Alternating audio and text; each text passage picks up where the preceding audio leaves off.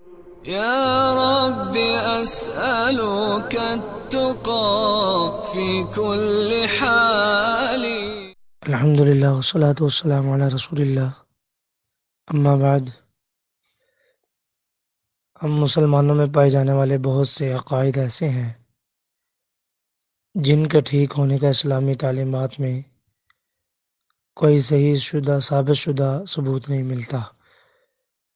نہ تو اللہ تبارک و تعالیٰ کی کتاب میں ان عقائد کی درستگی کی کوئی دلیل ملتی ہے،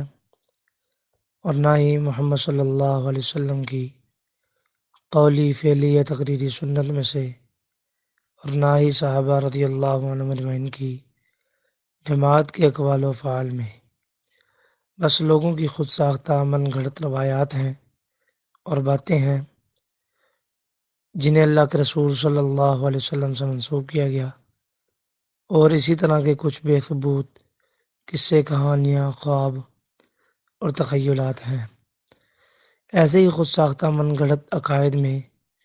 کچھ خاص پتھروں کے بارے میں اس قسم کے عقیدے بھی پائے جاتے ہیں کہ وہ پتھر انسان کے لیے روحانی یا مادی فائدہ یا نقصان پہنچانے کی قدرت یا صلاحیت رکھتے ہیں۔ مختلف پتھروں کے بارے میں اس قسم کے عقائد بھی خود ساختہ اور من گھڑت ہی ہیں کہ اگر انہیں پہنا جائے تو وہ پتھر انسان کو کوئی فائدہ پہنچاتے ہیں یا مختلف قسم کی تکلیفوں، بیماریوں اور پریشانیوں وغیرہ سے بچاتے ہیں۔ اللہ رب العالمین نے قرآن مجید کے اندر 4 مقامات پر ایسے پتھروں میں سے کچھ کا ذکر فرمایا ہے جن پتھروں کو نفع یا نقصان دینے والے یا نقصان سے بچانے والے سمجھا جاتا ہے۔ سورہ الرحمن کی آیت نمبر 22 کے اندر اللہ رب العالمین نے فرمایا، گویا کہ وہ حوریں یاقوت اور مرجان ہیں، اور آیت نمبر 58 سورہ الرحمن کی فرمایا، ان دونوں سمندروں میں سے موتی اور مرجان نکلتے ہیں۔ اور اسی طرح سورہ واقعہ کی آیت نمبر 23 اس کے اندر فرمایا، وہ حوریں چھپے ہوئے موتی کی طرح ہیں۔ سورہ دہر آیت نمبر 19 کے اندر اللہ نے فرمایا، اور ان جنتیوں کے ارد گرد ہمیشہ ایک ہی عمر میں رہنے والے چھوٹی عمر کے لڑکے رہا کریں گے، اگر آپ ان لڑکوں کو دیکھیں تو بکھرے ہوئے موتی سمجھیں۔ ان سبھی آیات مبارکہ میں جن پتھروں کا ذکر فرمایا گیا ہے، ان میں کسی کے بارے میں ایسی کوئی خبر نہیں بیان فرمائی گئی کہ یہ پتھر انسان کی دنیاوی زندگی میں یا اخروی زندگی میں سے کوئی روحانی یا مادی فائدہ یا نقصان پہنچانے کی قدرت یا صلاحیت رکھتے ہیں، بلکہ صرف آخرت میں اہل جنت کو دی جانے والی نعمتوں کے بارے میں کچھ اندازہ کرنے کے لیے ان پتھروں کا تشبیہ مثال کے طور پر ذکر فرمایا گیا ہے۔ ان آیات میں کہیں بھی اشارتاً ایسا کوئی ذکر نہیں جس کی بنا پر ان پتھروں کو انسانی زندگی میں روحانی یا مادی طور پر کسی بھی قسم کا اثر رکھنے والا سمجھا جائے، اور نہ ہی اللہ کے مقرر کردہ مفسر اور شارح قرآن محمد صلی اللہ علیہ وسلم کی طرف سے، اور نہ ہی صلی اللہ علیہ وسلم کے شاگرد صحابہ رضی اللہ عنہم اجمعین کی طرف سے، اور نہ ہی امت کے ائمہ کرام رحمہم اللہ کی طرف سے ان آیات کی کوئی ایسی تفسیر بیان ہوئی ہے جس کی بنا پر ان آیات مبارکہ میں مذکور پتھروں یا ان جیسے دوسرے پتھروں یا کسی بھی اور پتھر کے بارے میں یہ سمجھا جا سکے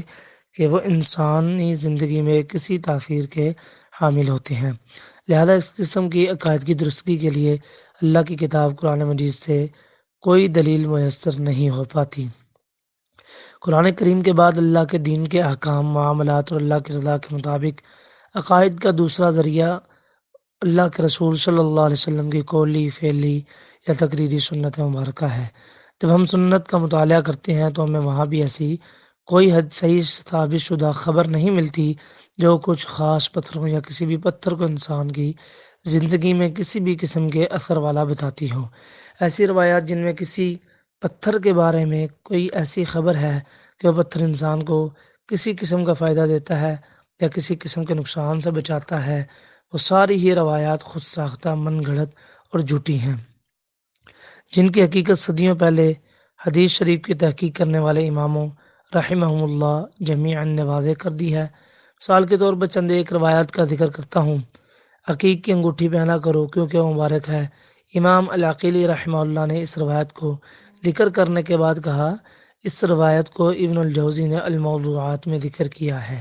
اور اس موضوع کے بارے میں ملنے والی ساری ہی روایات میں سے کچھ بھی ثابت نہیں ہوتا۔ عقیق کی انگوٹھی پہنا کرو کہ عقیق غربت دور کرتا ہے، عقیق کی انگوٹھی پہنا کرو کہ عقیق کاموں میں کامیابی والا ہوتا ہے، اور دائیں ہاتھ سجاوٹ کا زیادہ حقدار ہے۔ جس نے عقیق کی انگوٹھی پہنی اور اس پر یہ نقش کیا کہ اور مجھے توفیق دینے والا اللہ ہی ہے، تو اللہ اس کے لیے ہر خیر مہیا کر دیتا ہے، اور دونوں مقرر فرشتے اس شخص کے محبت کرنے لگتے ہیں۔ جس نے عقیق کی انگوٹھی پہنی، اس کے صرف اسی کا فیصلہ کیا جاتا ہے جو بہترین ہوتا ہے۔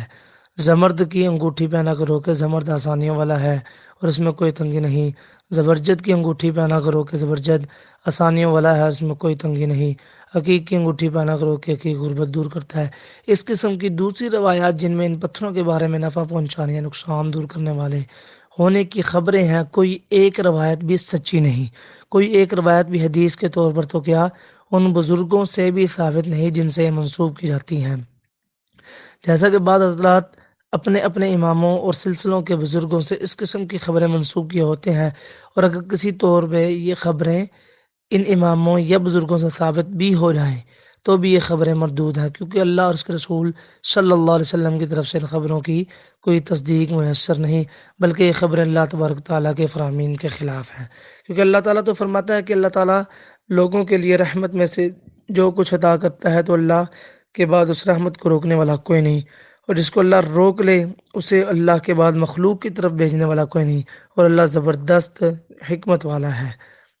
ارشاد فرمایا، اگر اللہ تعالیٰ آپ کو سختی میں ڈال دے تو سختی کو دور کرنے والا سوائے اللہ کے کوئی بھی نہیں، اور اگر اللہ آپ کو خیر دینا چاہے تو اللہ کے فضل کو دور کرنے والا کوئی بھی نہیں۔ اللہ اپنے بندوں میں سے جسے چاہے اپنا فضل عطا فرماتا ہے، اور اللہ بخشنے والا رحم کرنے والا ہے۔